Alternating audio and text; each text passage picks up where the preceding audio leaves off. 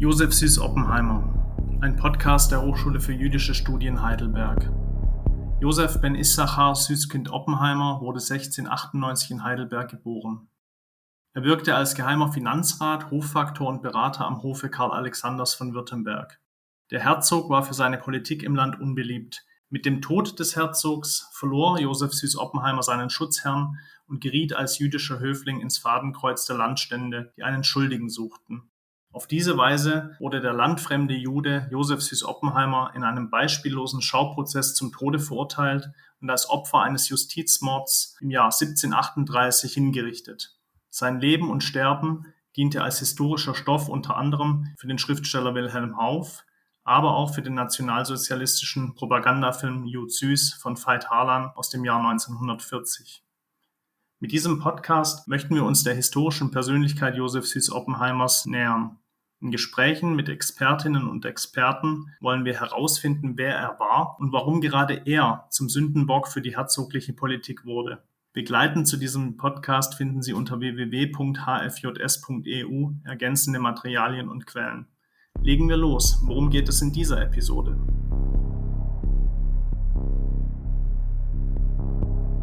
Mein Name ist Birgit Klein und ich bin seit 2006 Professorin für die Geschichte des jüdischen Volkes an der Hochschule für jüdische Studien Heidelberg sowie seit 2017 Rabbinerin. Joseph Süß Oppenheimer war die letzten Jahre seines Lebens vor allem in Stuttgart für den Herzog von Württemberg tätig. Unmittelbar nach dessen plötzlichem Tod wurde Oppenheimer von den gemeinsamen Gegnern, den württembergischen Landständen, verhaftet und der Prozess gemacht.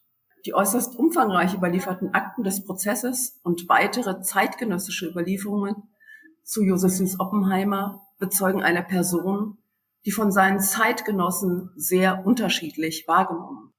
Diese konträren Sichtweisen hat Yair Mintzker, Professor an der Universität Princeton, in seinem Buch Die vielen Tode des Joseph Süß thematisiert und analysiert. Mit ihm werde ich im Folgenden sprechen. Ich werde ihn fragen, auf welche 4 Zeitgenossen seine Wahl gefallen ist, wie sich ihre Perspektiven unterscheiden und inwiefern es seiner Meinung nach überhaupt möglich ist, den historischen Joseph Süß Oppenheimer zu rekonstruieren. Wir werden auch diskutieren, wie Joseph Süß Oppenheimers jüdische Religionspraxis in der letzten Phase seines Lebens aus jüdischer Sicht dargestellt wird. Kehrte er gewissermaßen ins Judentum zurück oder umgekehrt gefragt, wurde er auch von manchen jüdischen Zeitgenossen ins Judentum heimgeholt?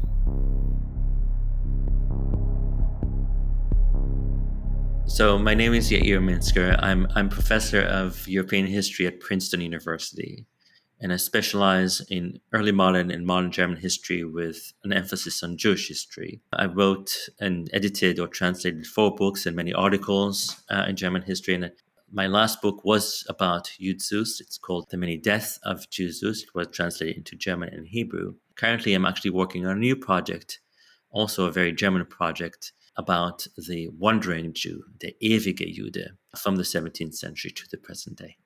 I'm so happy to have you as a guest for our podcast today, since you wrote this very interesting and enlightening book, The Many Deaths of Jud Süß. And already the title sounds very special, I would say. Maybe there's a better word for it. Maybe you could explain us what did attract you to start research on Jud Süß. Yes, first of all, thank you for having me. It's a pleasure, despite the difficult topic.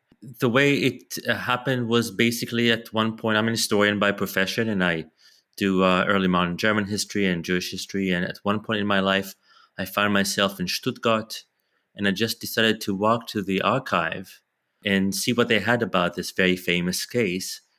And they were kind enough even to take me down to the basement and show me all the files about Jud Süß. And I was really taken aback by the extraordinary number of files that they had about this trial. I had no idea, reading the literature, that it was the case. And when I started reading those files, it also became very clear to me very quickly that there's more than one story there. And that the story Jud Süß is not just a single story. And that's how this book was born.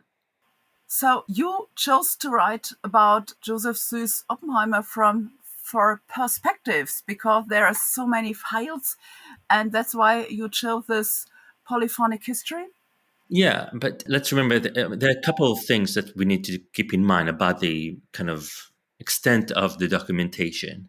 The first thing to kind of realize is that it's actually quite surprising that we have so much stuff, because the usual story is a story of Justizmord, right, of a judicial murder.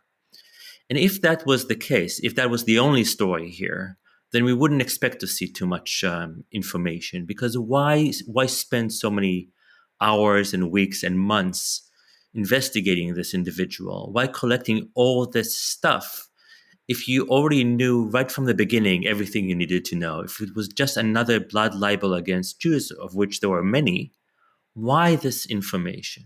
The second point that I think we have to realize about the sources is that not only do they have different perspectives on what happened to Oppenheimer, but also that they contradict each other all the time.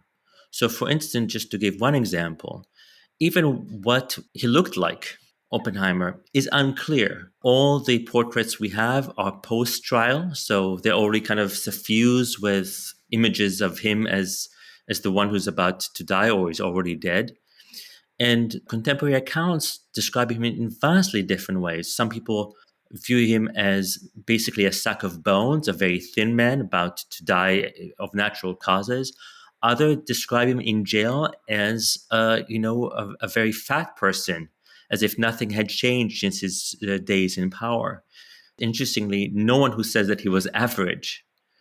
And therefore, I thought already in the beginning that what we need to do is understand why people describe him in a certain way, and not always kind of insist that we know the truth, the whole truth, and nothing but the truth about his case. Does this mean that all the knowledge we have is influenced by the individual perspective of each report? So do we know anything about the historical Jew Süß? To some extent, that's always the case, right? Any kind of source we have. This is a 19th century kind of German positivist view. Every source that we have has its prejudices. It comes from a certain individual who wants to have, who has his or her own point of view, whose account is colored by a certain ideology, theology, and so on and so forth. So I think there's nothing unique about this. I think in this particular case, because of where he is at this time, he's in jail, he's a Jew, he was very powerful at one point. The situation is more extreme than I think in other cases. As for the historical person, there was an historical person, and it's important to try to figure out who he was, what he did and did not do.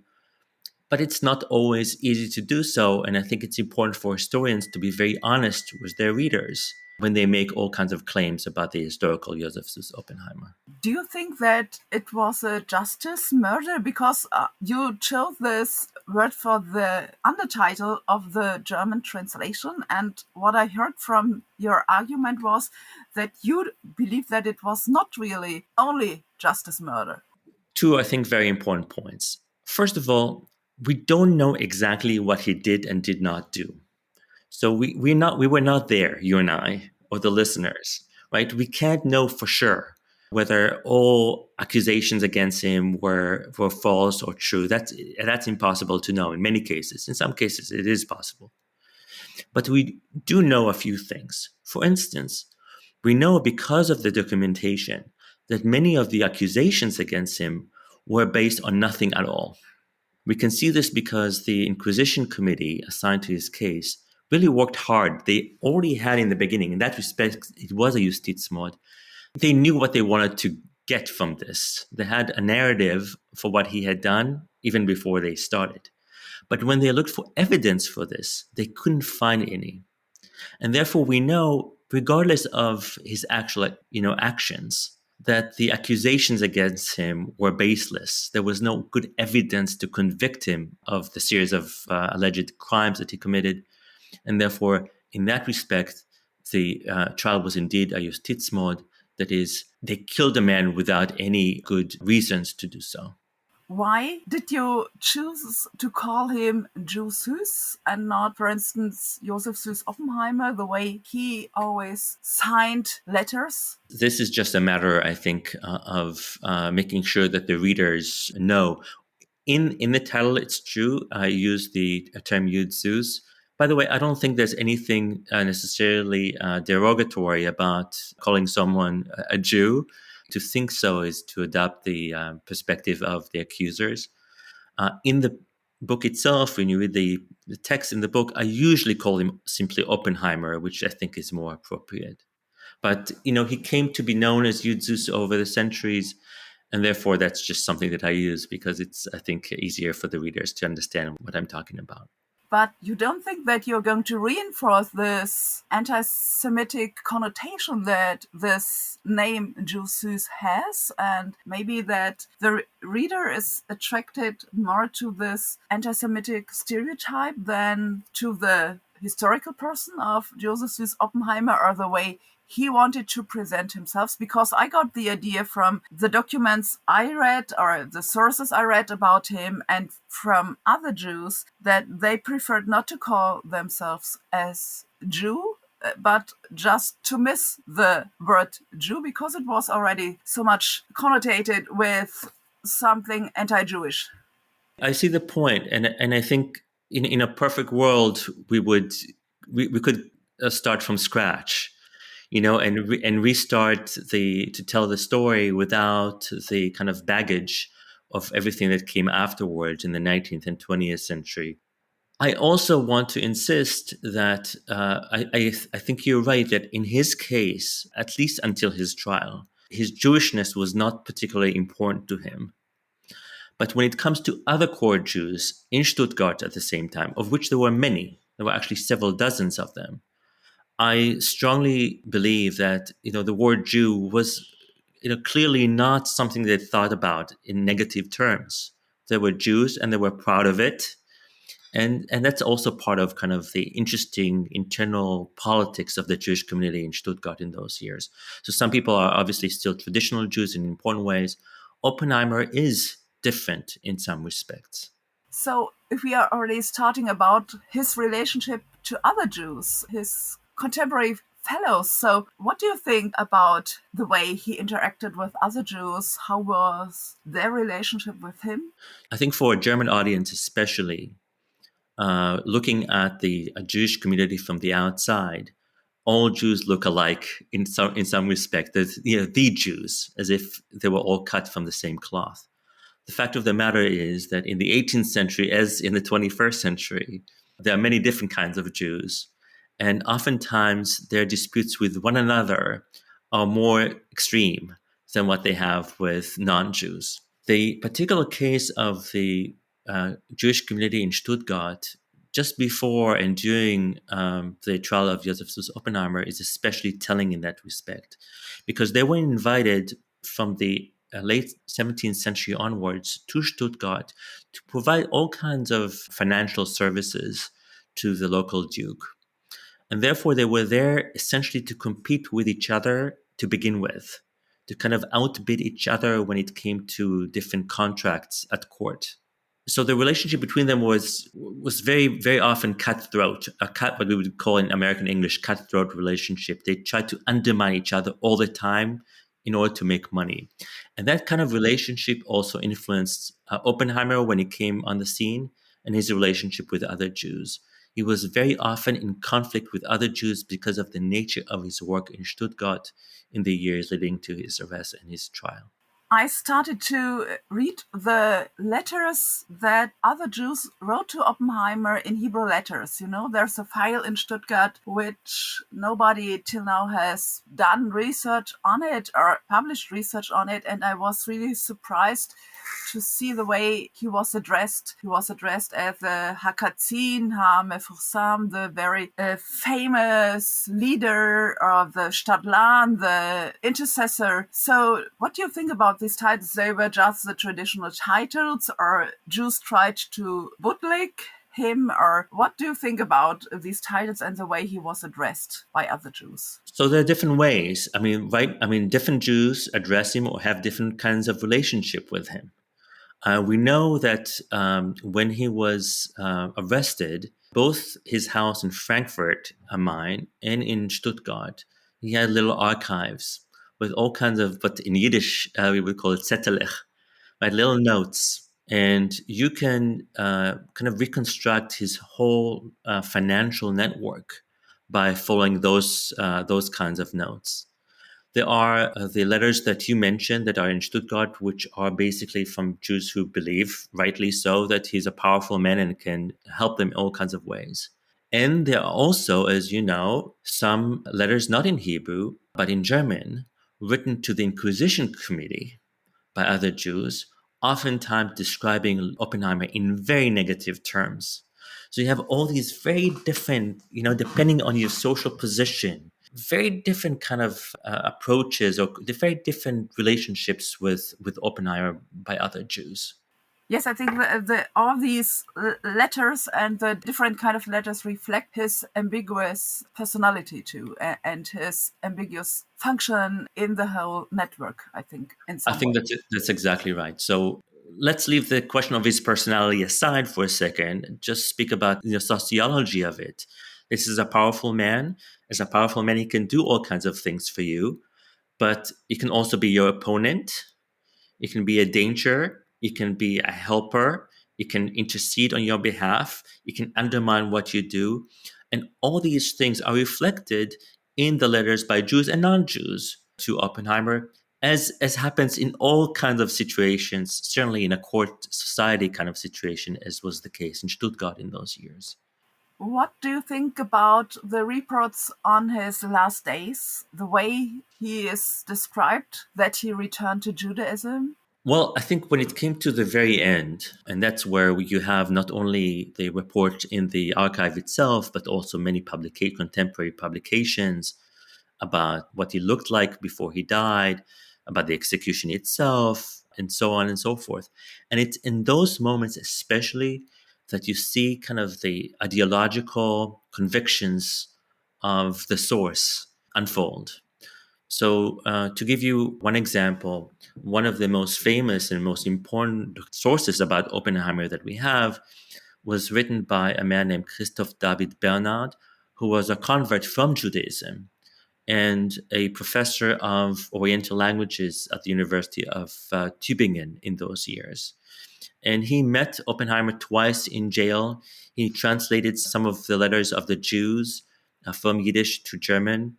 And he probably also attended the execution. And when you read Bernard's descriptions, knowing that he's a convert and he has a theological kind of game that he wants to play, I think many of the details of those descriptions come clear. For instance, that he describes Oppenheimer as very stubborn, for instance, or that he makes all kinds of very interesting comparisons between his case and the case of King Saul in the Bible, whose story is also one of falling from power, and so on and so on and so forth. Do you think that Joseph Süß Oppenheimer felt inspired in his role position by the biblical Joseph? I don't know about how he felt about Joseph. He certainly must have known the story of Joseph and his brothers because it's one of the most famous stories in the Bible. But certainly I think that other Jews, contemporary Jews, certainly made the comparison between his case and Joseph's. The issue here is not only that they share the same name, Joseph and Joseph or Yosef, but also that, interestingly, both the biblical Joseph and the 18th century Joseph, they both had very difficult relationship with their brothers, figuratively or literally. And therefore, the metaphor, the allegory of the story of Joseph and his brothers, the person who kind of was betrayed by his brothers at one point, but somehow made a career for himself at the court of a non-Jewish king, that allegory proved very useful to some Jews as they tried to make sense of what happened to Oppenheimer.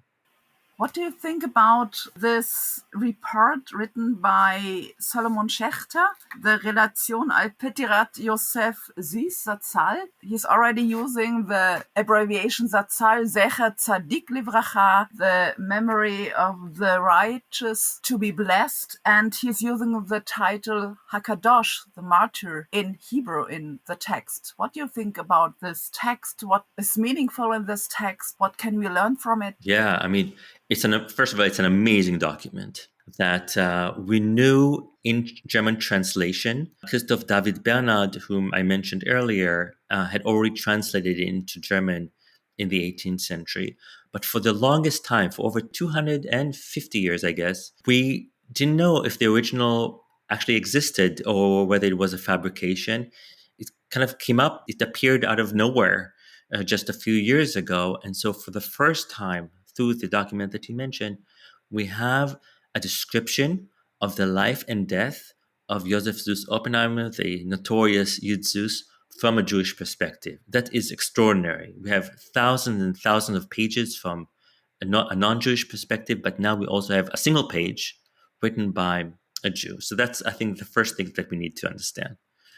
The second thing we need to understand is that this document, we now know, was written by two people who used to be Oppenheimer's opponents in the past. They had a history with him, and that history was actually pretty nasty.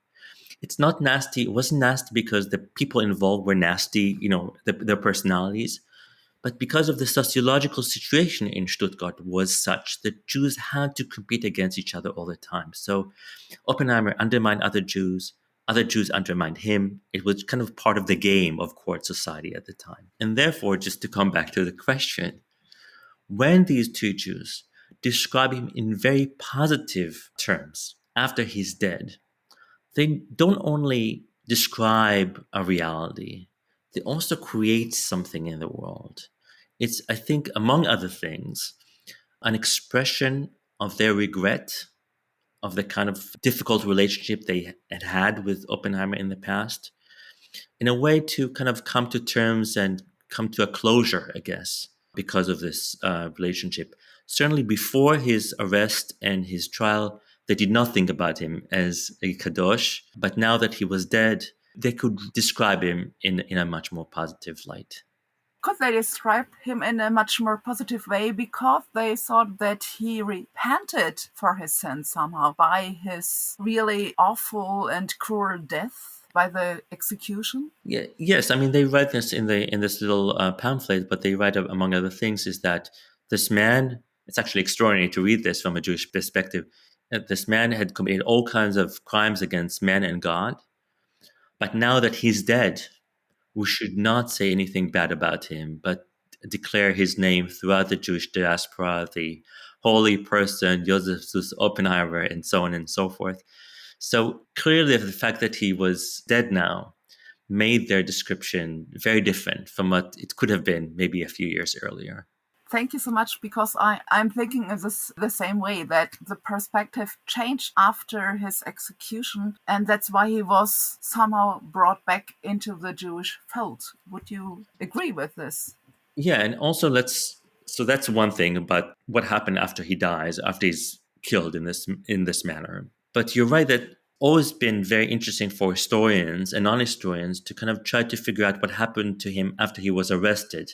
So between the arrest and his execution, and what kind of internal process he went through as he slowly had to realize that there was no way out. At first, when you read the protocols of the interrogation, they're really amazing documents written by a scribe who was there as the Inquisition Committee put to Oppenheimer thousands of questions about his life, about his deeds and alleged misdeeds, and so on and so forth.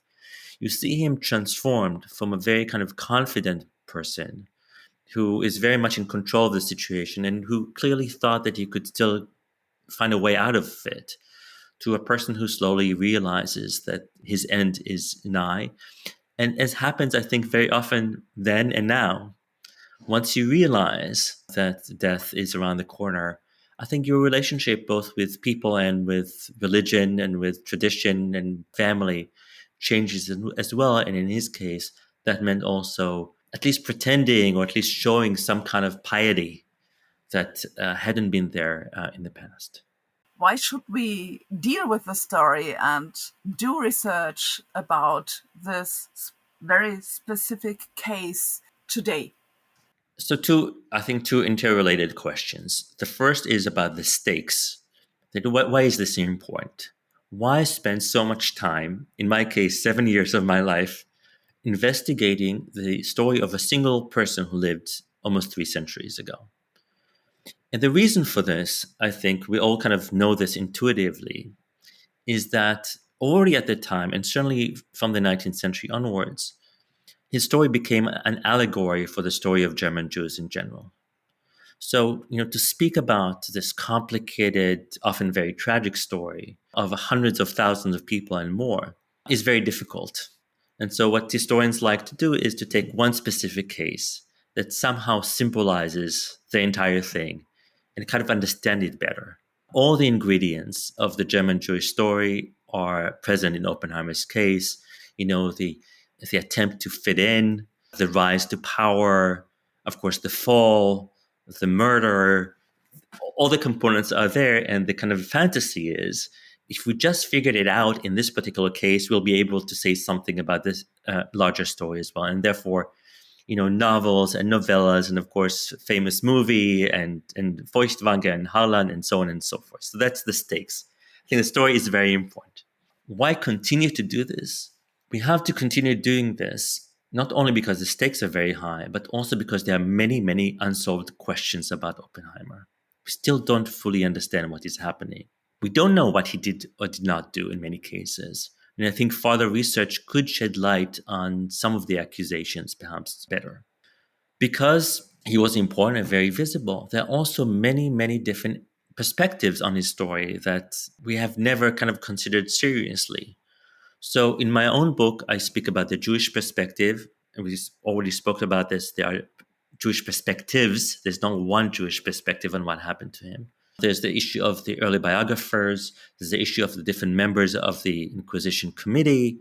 And there's a very important issue of theologians at the time, both in Tübingen and in Stuttgart, who wrote about Oppenheimer and whose writings have never been investigated, I think, appropriately. So the stakes are very high. And despite all the work that, by biographers, historians, myself included, the case in many ways is still shrouded in mystery.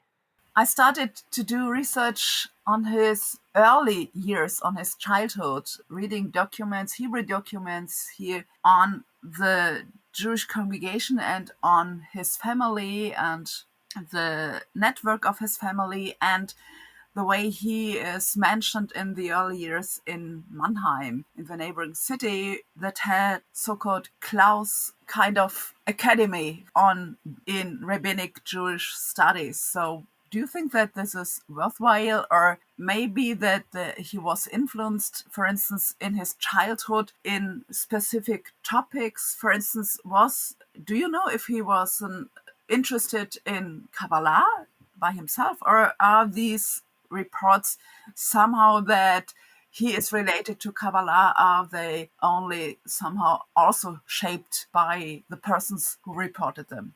Yes, I mean, you actually hit the nail on the head, as we say in America, in the sense that one of the major areas of research about which we know very little is about Oppenheimer's early years. And that's partly because, when he became famous and powerful, and especially after he was arrested, a lot of people had something to say about him. But in his early years, in Heidelberg already, and certainly in Mannheim and in Frankfurt, in those years, when he was still not that important, people had no reason to produce a lot of information about him. I think it's incredibly difficult to reconstruct his, aspects of his childhood, but one could try. The other thing that we need to keep in mind is that there were stories about his childhood during the trial, many of them with no definitive proof in the sources themselves. So, for instance, it is claimed very often, already in the 18th century, but also by some modern historians, that Oppenheimer had close ties to some very distant relatives in Vienna and in Prague. Was he ever there? Is an open question, though. Finally, when it comes to the trial documents himself, the Inquisition Committee asks him a few questions about his background, but they are not too interested to learn about his childhood. They're not trying to write a biography like we do. They don't try to understand the psychology of a small Jewish boy, an orphan, growing up in Heidelberg in the Judengasse there. Right? They want to kind of get to the meat as quickly as possible to understand what he did or did not do, how much money he had, where it was hidden, and so on and so forth. And so those areas of his education, his family connections, the farther you go back in time, the more difficult it is to figure out what actually happened. As for Kabbalah, and my sense from reading the documents is that Oppenheimer was not a very well-educated Jew. He had a very limited knowledge of Judaism, certainly a very limited knowledge of Hebrew. So my intuition is to doubt it, but I'm open to changing my mind as soon as I see any kind of sources, documentation that proves otherwise. Do you think this story about Oppenheimer is still an example for Jewish life, Jewish existence in contemporary Germany, or it's important for Jewish existence and the way Jews define their identities in contemporary Germany? I think that the story is what we make of it. It's up to us to decide how we use this figure, whether it's contemporary Germany or Israel or the United States or France or any other place. And I certainly think that it is time to retell the story so that it fits, modern German politics and culture in a way that is more appropriate. So some of the stories that we've been telling about Oppenheimer in the past, certainly in the 18th century with its anti-Jewish sentiments, or the early 19th century with its kind of early anti-Semitic overtones, even Feuchtwanger in the 1920s, let alone Harlan in the 1940s, they lived in worlds that are very different from our own. And therefore, in my humble opinion, there's a great, great new novel, or a great new movie waiting to be produced about Oppenheimer, as it were, in the 21st century. We're waiting for an artist to kind of pick up the gauntlet and write about Oppenheimer in a way that makes more sense to us today. I think this is a great idea. Would you be willing to write the script for this movie? I don't know if I have the talent to write a script, but I would say that I'm really struck, and we discussed this earlier, by his relationship with other Jews. And I think that could be a really good starting point for a new version of Oppenheimer's life, which is not just about him being a Jew against the whole world, but as him being kind of caught in a network of relationships and interests and ideology and theologies that determine kind of the tragic course of his life. So in other words, to come back to your question, I don't know if he is at the moment relevant to German culture, but we can certainly make him relevant again. I think that, one of the things that are always very interesting for readers is to speak about the reception history in the 19th and 20th centuries. And this is also an ongoing project. So take, for instance, Harlan's infamous 1940 movie Yud Süß, which, clearly one of the most heinous propaganda movies of the Third Reich, and still of great interest today. There is still work to be done about Harlan himself, about his series of trials in the 1940s.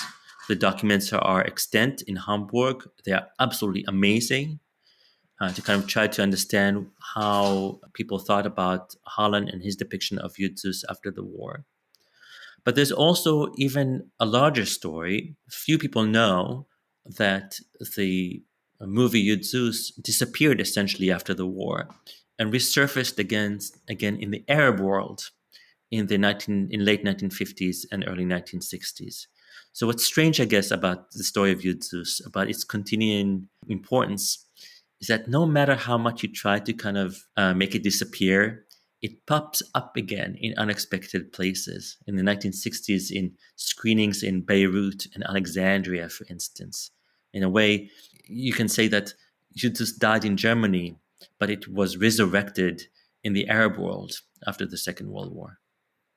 So many thanks that we had this encounter here. Thank you very much. To be continued.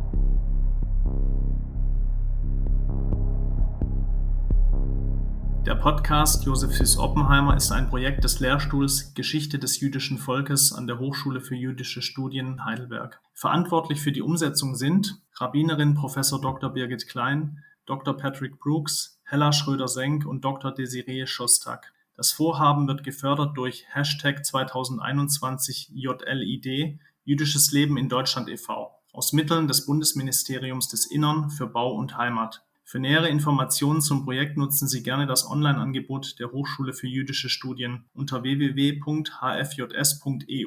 finden Sie neben weiteren Interviews auch Begleitmaterialien sowie Quellen zum Leben von Joseph Süß Oppenheimer. Vielen Dank fürs Zuhören.